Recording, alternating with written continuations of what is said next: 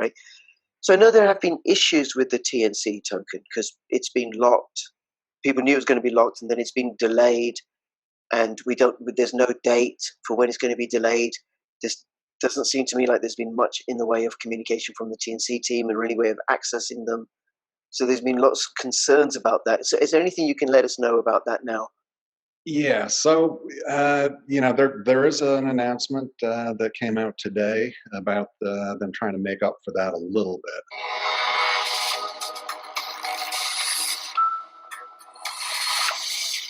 Sept.ai, the world's first fraud-free, licensed and regulated digital contracts trading platform. Earn as much as 400% ROI. Affiliate link in description below.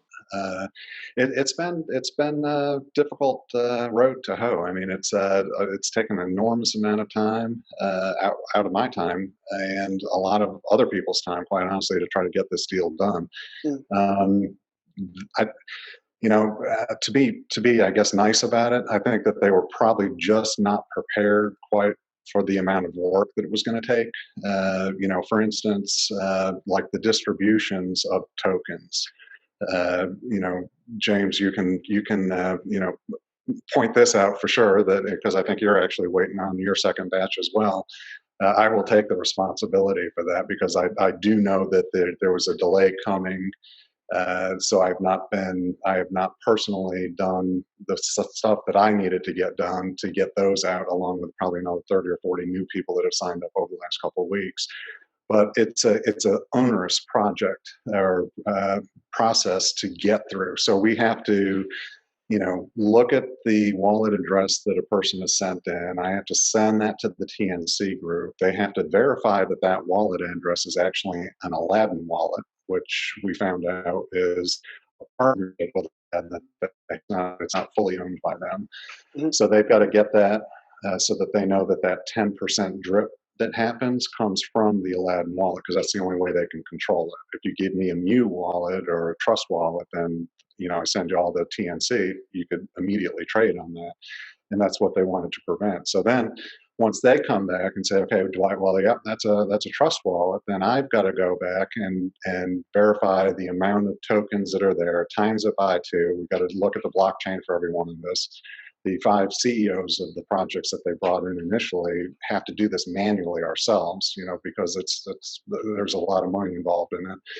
And then I have to sit on my iPhone, and if you've used the Aladdin Pro wallet, I have to literally type all that stuff in on my iPhone. I can copy and paste wallet addresses and stuff, but even that, I mean, by the time I paste a wallet address, go back to my notebook to get the amount, I got to re-log into the dang wallet. So, I mean, it takes me 8-10 hours to do a couple hundred of those things. Then Aladdin's got to sit. Yeah, I had blisters on my fingers on this. Crazy. Then I had to. Then TNC has to approve that transaction, and Aladdin's got to approve that transaction. And that took last batch I did took 3 or 4 days for them to approve that. So I mean, it's just a very onerous process. And to TNC's credit, they're looking, for ways. We're kind of their guinea pigs, unfortunately, and that's painful for us. But I think overall, I think it benefits our users the most. It's better to be first than last, if you watch Talladega Nights, right? But the process is going to be automated.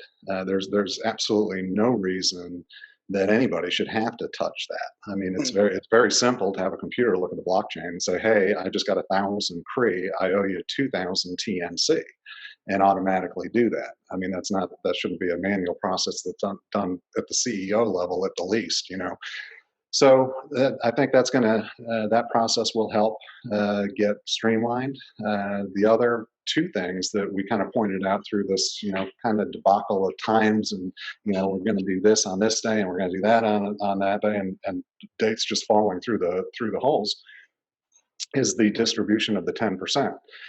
I brought up to them probably 2, maybe even 3 months ago. Okay, so let's just say, on June 1st at 100 UTC, the 10% comes open, okay? Or do you automatically have it set to give everybody 10% access? And the answer is no, they didn't. So that's got to be automated. Then the other problem is because it's a curated wallet, which means that some admin has to agree to let you transfer your assets off of that wallet. What order does that come in? I mean, does that come in chronological order? So at June 1st, 0000 UTC, you got thousands of people saying, hey, I want to take my 10% out and put it in my new wallet so I can trade it. Based on our experience, that would be a week. Some guys are going to get it day one. Some guys are going to get it a week later. How fair is that? Real fair. So things like that had to get solved and automated in order, I think, for this thing to work correctly and fairly. That's incredible. Thank you so much, because I had no idea of all those steps that were involved and what it was going to take and how tedious it all is, plus the risk of just simple human error. Yeah. And the mess a lot of human error and a lot of unfairness, and that's kind of the main thing. If you're gonna have something like that, it's got to be fair for everybody. I mean, can you imagine had they released it, how ugly it would have gotten? People would have been saying, oh, it was at 27 cents and now it's at 5 cents because these first 5 people started dumping their TNC out there, and I didn't get a chance to dump it. I mean, it's just a horrible situation. So it literally has to be something that at computer speed happens. Yeah. So yeah. So how long till all this coding is done? So it's also got to be tested and audited and. Yeah, it does. We've got over on the Creo side, we got a solid team. I mean, I don't think your users understand some of the history that we've gone through since we took it over. But we've had contract changes several different times for different reasons. The last one was the company got defrauded of about 100 million. Gig or Cree tokens at the time in a business deal that we were going to do to raise some cash for the company. And within 24 hours, we were able to, first off, we stopped all trading within an hour of that. So we kind of stopped them from having any value on stealing our tokens. But within 24 hours, we had recreated a contract, reissued the contract, and had the exchanges change the contracts and start trading back up in 24 hours. So, it can be done pretty quickly. What I've been told by the TNC guys is somewhere between 60 days from now to no later than October 1st is the date that they've given us for the initial 10% to be distributed. But the announcement today, basically on that 10%, TNC is willing to do an over-the-counter purchase of anybody that opts to do that of 4 cents per TNC. Right. So, and then if they go for that, then that means that if they go for the 4 cents and the price on October the 1st, let's say that's when it happens, is higher, then they're going to get it at 4 cents. And they've not done well. And if it's lower, they still get it at 4 cents. And if they don't go for that 4 cent deal, they get it at whatever the market rate is on October the 1st. Right. It just becomes open to them, so that 10% becomes freely tradable to them. So it's I think it's a good thing. I mean, I think it's going to motivate the TNC guys to get a market going, I think, which is important. I think it's also gives a little bit of a comfort zone, I think, for the people that invested in, whether it's the Cree token at the time or whether it's Edge, which was one of the other projects, in hopes that TNC would actually end up being some money. So I think it's a good backstop. Hopefully it'll be trading at 25 cents, and hopefully there'll be plenty of volume going on that everybody can get out there and sell a little bit of it anyway and make some money. So on the back of, obviously, the TNC deal was part of getting some capital for the Cree project, and there was a lot of mergers, acquisitions. There was a lot of other stuff in the background. What are the plans there, and what's the delay meant for you? Yeah, I mean, it definitely is important to us. I mean, that was the motivation for us to get into the TNC deal in the first place, was that it would create some liquidity for the company, quite a bit of liquidity, actually. The company still owns about 65 to 70% of all the tokens out there in a treasury account that's used for mergers and acquisitions. So it was going to give us, without actually giving up our gig, the ability to go out and purchase some of these companies that I've been pretty fond of over the last year or so, wanting to pick up. So, it's delayed us a little bit on there. Having the extra money in the coffers for marketing is definitely a delay as far as the path that we wanted to take with Krios in its application. But it'll all work out at the end. And I suppose what are the long-term benefits of these acquisitions for someone that wants to hold the gig token? I mean, very strong. I mean, if the TNC deal, I can't say it's going to actually 100% happen. It's not my company. I mean, if it was, it still got to have some faith out there, I guess. But if it does happen, it's huge for the gig token holders. As far as the profit shares go, a couple of the different projects that we're looking at are quite profitable.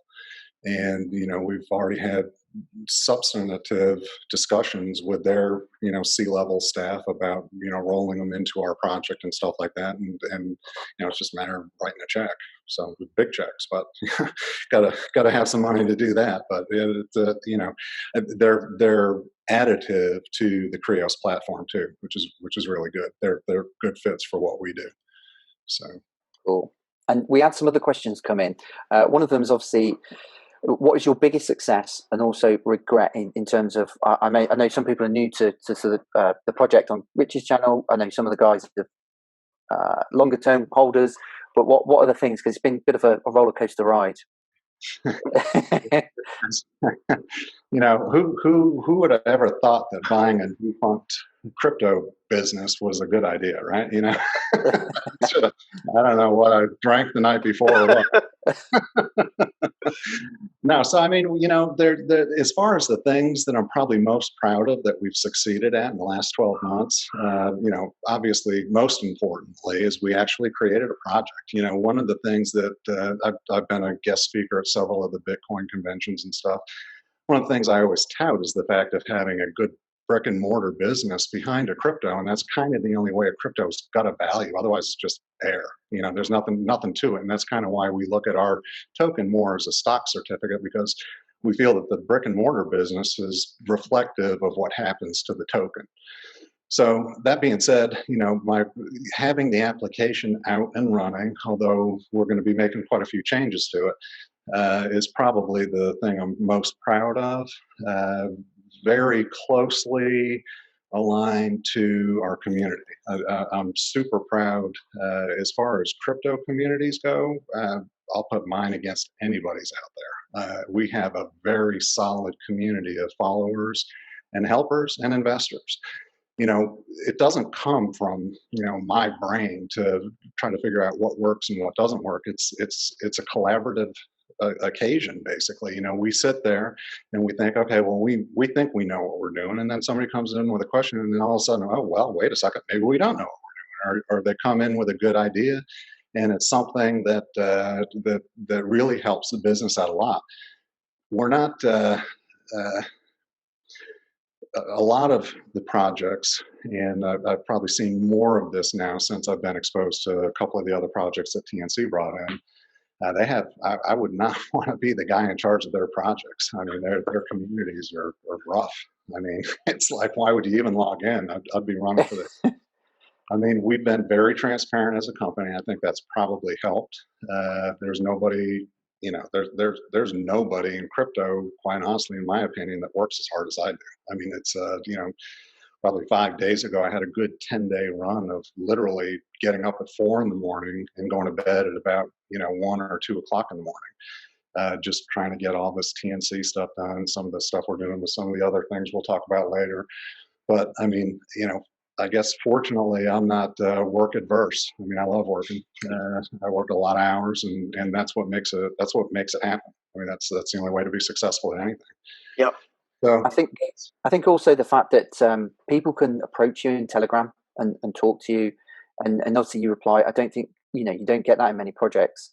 And also the openness of the videos, like it is, if it's not working, or it's like put your hand up and okay, it's not working. And I think people really appreciate that. And then you get the good, the bad, and the ugly, if you will. in the sort of the video calls, and then people, I think it humanizes everything, and they see it rather than a lot of projects are just pumping it and everything's amazing, when really the directors legged it to Barbados or whatever. And I'll take responsibility. I mean, I'm the head of the ship. It's I've got a military background. Somebody crashes an airplane at an Air Force base, it's the base commander that gets fired. Not the guys that crash the airplane. It's tenuous to run a business, and it may even be more tenuous to run a community. But I just truly believe that transparency is what's important. I mean, if somebody's going to invest in you, they should be able to talk to you. I mean, Sure. and making false claims and trying to do pump and dumps and all these other kind of crypto tricks and stuff that don't have brick and mortars behind them. They are what they are. They end up being failures. If you look at my resume on LinkedIn, that's not what I'm about. I mean, I'm a global dominator. When I play to win. So it's very good, Dwight. I just want to say there is something else as well. That so the flavor of the Krios Telegram group, it's very sober. It's just sober and sensible. Very little nonsense in there, like in other Telegram groups, right? That I've been in. Very little fudding and name calling and stuff. And credit to you and the team, Dwight. I think a lot of that has to do with the fact that you're actually delivering a product. I mean, quite honestly, you can't have anything that's going to make money without a product. Yeah. I mean, it's somewhere it has to make money. My favorite project is Ethereum. I mean, I think Ethereum did it right. They charge a gas fee to move their token around. I mean, that's how they get paid. But it's a business, and you look at some of these other ones that want to be some sort of a monetary, transference, and it's like, well, okay, well, what's behind it? You got a block of gold, there's nothing. I mean, so it's just a different mindset. I come from regular old corporate America. Last job was basically CTO at a public company. I mean, that's how I run this thing. This ain't no smoke and mirrors, FOMO kind of stuff. So, and just on that, Dwight, what is the 30, 60, 90-day plan going forward? So we've struggled with the COVID situation like pretty much every company that's out there. We've got two businesses that are attached to the profit sharing part of the business. One of them's Digital Track, which is an ad tech platform that does some pretty cool advertising stuff for car dealerships. Here in the U.S., the car dealerships aren't getting cars, so they've stopped spending. In fact, I was talking to one guy this morning. He said he got his first 6 cars in 3 months to sell, and he's a big car dealership. So, I mean, if they're not manufacturing them, they can't sell them. So that business kind of dried up from the COVID with us.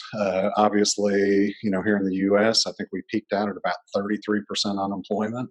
It's starting to work its way back down now, which is good. But when you got 33% of the people unemployed, it's only common sense that the employers aren't spending money.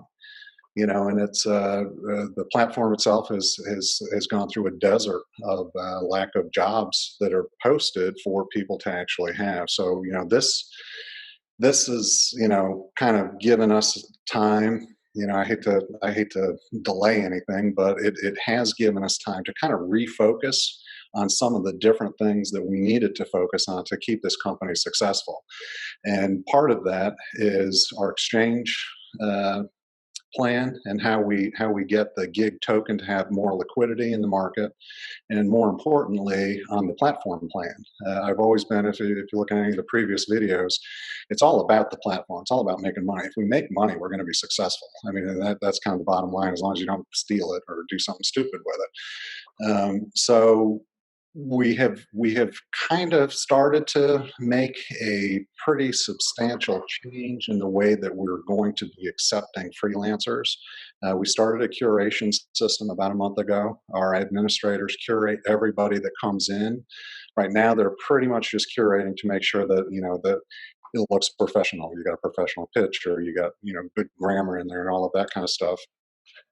Having spoken with our PR company, their big find, because we've been paying them to do a lot of research in the industry and against our competitors, and that is the credibility factor we were talking about earlier. So we are going to probably start to actually have phone conversations with a lot of these freelancers. We have a KYC system that gives them a badge that shows that they've been verified as a real person and all that kind of stuff currently, but I think we're going to go a couple steps farther than that over the next 30 days, 60 days.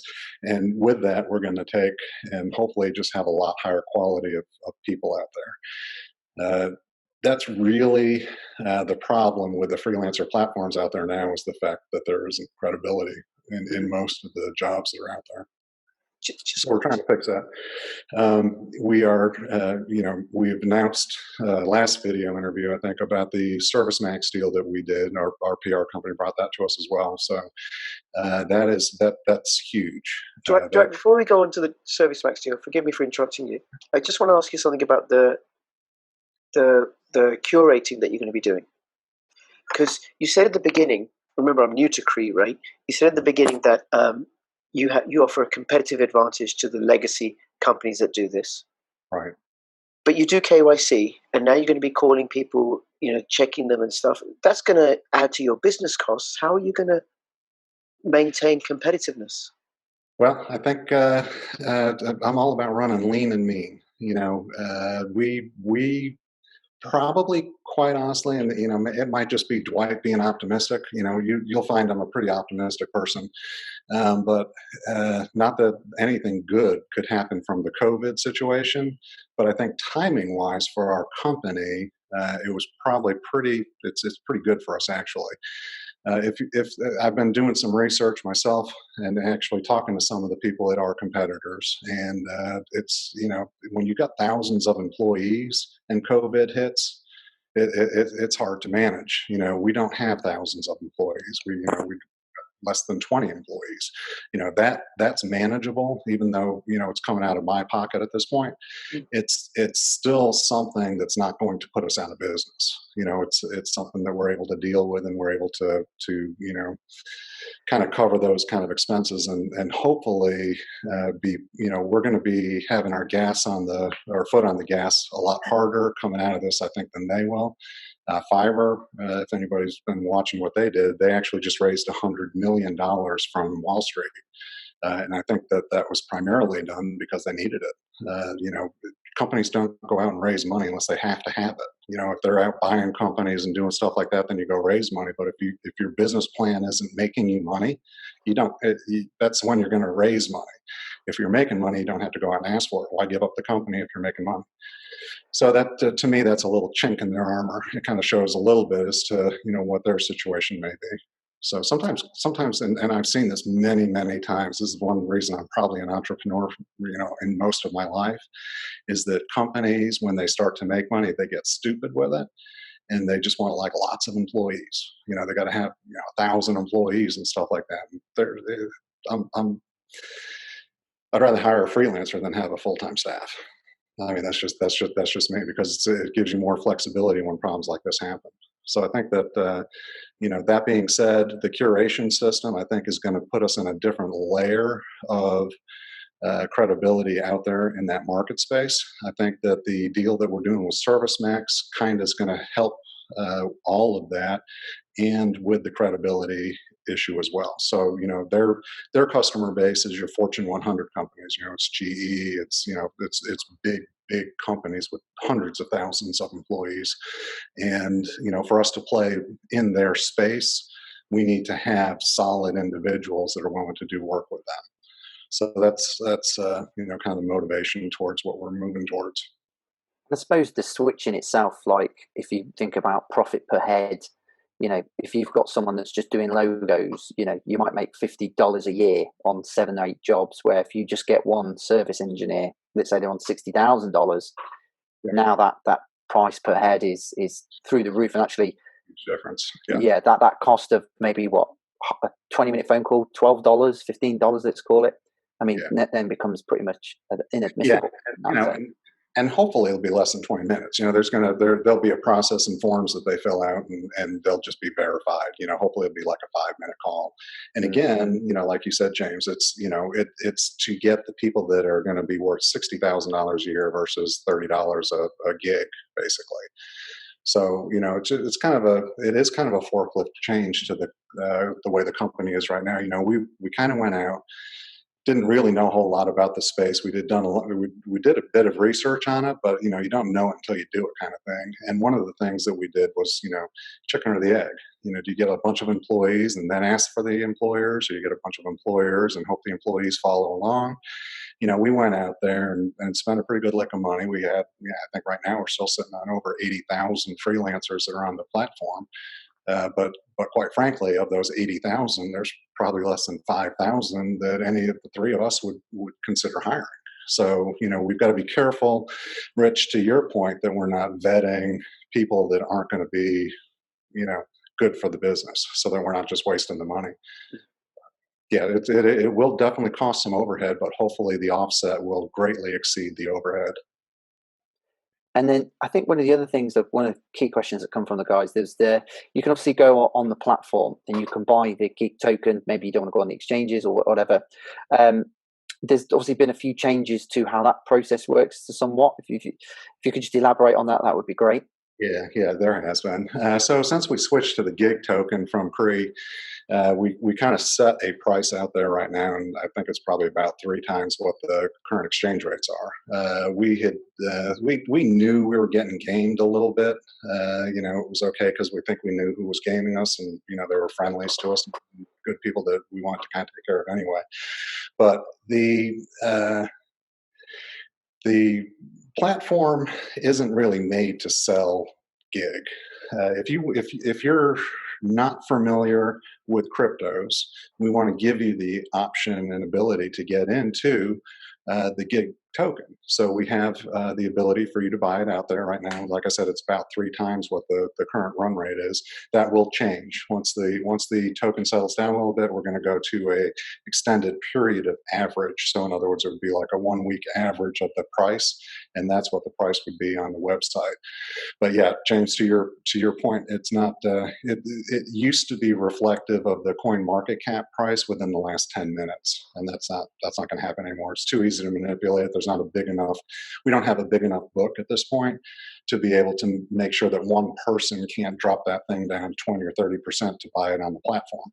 The platform buy is nice because it accepts credit cards. You don't have to know credit, cryptos. You don't have to go find an ATM where you can dump some $100 bills into it to get some Ethereum out, and all the hassle it is to get into crypto. This gives you a nice, easy way to get into it.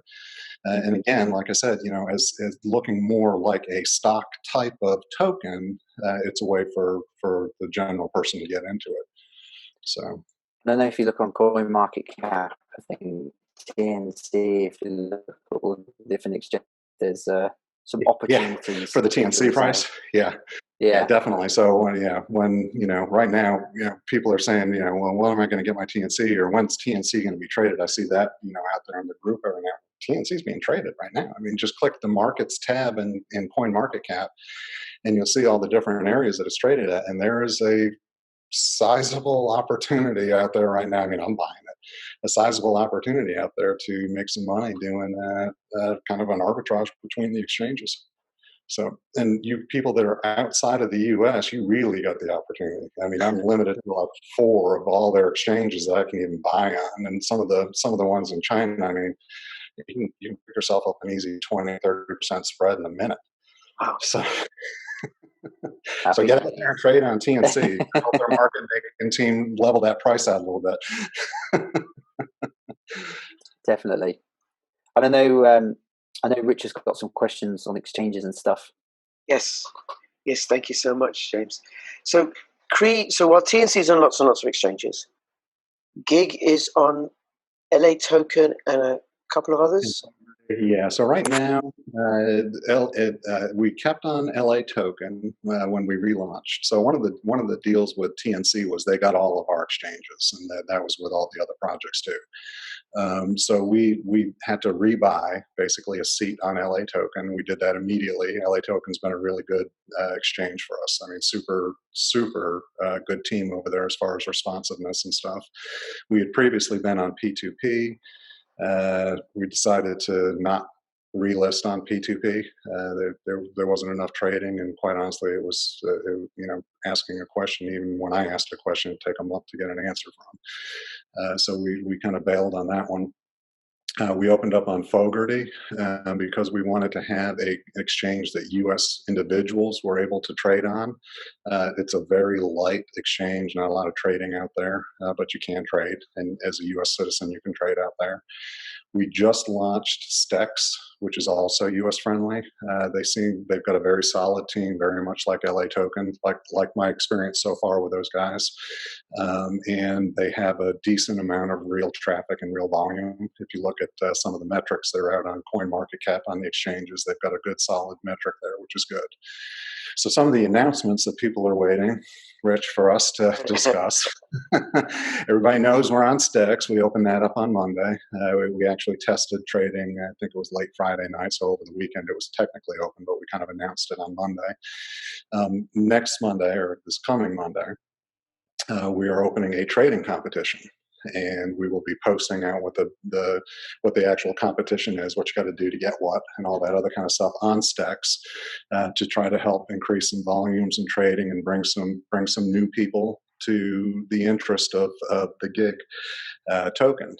With that, I'm going to probably be opening up another Telegram channel that's going to be kind of an Ask Me Anything, what they call an AMA kind of channel. For new people to come to. And basically, I saw your training competition and I'm interested in gig. What is it you do? And we're going to be there basically just to ask me anything. Is it raining in Georgia? Yeah, whatever. So again with the transparency, even more transparency on that. We've negotiated a deal with another exchange, Probit. So Stex is kind of global. They're probably more EU-ish than anything else, but they do have people in America, and they're able to trade in America, which is good. Probit, we're going to be launching probably within the next 30 days. And that will get us coverage in the Korean markets, as well as we'll do a trading competition there. We've already negotiated out the prices and marketing and all that stuff with them. And then probably shortly thereafter, probably 2 or 3 weeks after that, there's a Chinese exchange that's very China-centric that we're going to be dropping into as well. And we'll do a trading competition there again with the AMA channels open so that, as new traders come in and they're interested in what they're buying, they can get an answer pretty quickly from, a Telegram type channel. So that's kind of the exchange plan. I'd like to see us after those add probably exchange once a quarter-ish maybe, and be very geographically focused. I know everybody wants us to be on Binance, but who doesn't? We don't have the money for that. I can tell people that right now. Yeah. But there is an exchange that I've been looking at that's very Middle Eastern. For some of those kind of countries to get into, and then there's a Russian exchange. So there are other exchanges that we're going to look to drop into, but they're going to be strategic based on regionals and not size as much, just to try to get the word of gig out there and what it is we're doing and how we're doing it. So that's kind of the exchange plan. So Probit in the next 30 days, Stex trading competition, then Probit in the next 30 days. Right. And then a Korean exchange. Probit is the Korean one. Probit is a Chinese exchange after that, and then maybe one a quarter with a regional focus. That's correct. And I am going to spend more of my effort actually at working our tokenomics. The first year pretty much has been, the first 7 months was certainly heads down development, writing a site and the application, trying to get it out there so that, at least there was, the brick and mortar kind of behind the token. That was Mhm. obviously most important focus. This TNC deal's probably taken up way too many cycles, but we're here at this point. And I think it's time for us to not only focus on the marking of the application in the brick and mortar and the changes that we're going to be doing in there, but also we need to be taking into account the tokenomics and creating a market where, if you buy gig, you want to be able to sell it. And right now I've failed you at that. I Mm. mean, nobody can go out there and sell, $20,000 worth of gig, and we should have those markets built up. Those books on the buy and the sell side should be built up. So I am focusing on that and what it is we can do with that. Well, that comes with the business becoming more and more profitable. And I think, as many people in our community have told me, I think when we start to do the distributions of profit shares, I think the people will come. I mean, especially some of the numbers of profit shares that I think we're going to probably be able to surprise some people with the service max deal. So I think that there's again, it's kind of the chicken or the egg kind of thing. We have to have exposure. People need to know that there's even a gig token out there. And I think to do that, we have to be in enough regional exchanges so that if people hear about it, whether it be through a press release or whether it be from a partner company or something like that, they need to know where they can buy it. So we've got to have that kind of set up for that, as well as, a lot of press around when we start doing these profit shares. So. Okay, very good, very good. Anything else you want to let us know about the exchanges before we move on to James? We like I say, I've been focusing a bit of my time on it lately. People will see some traffic out there.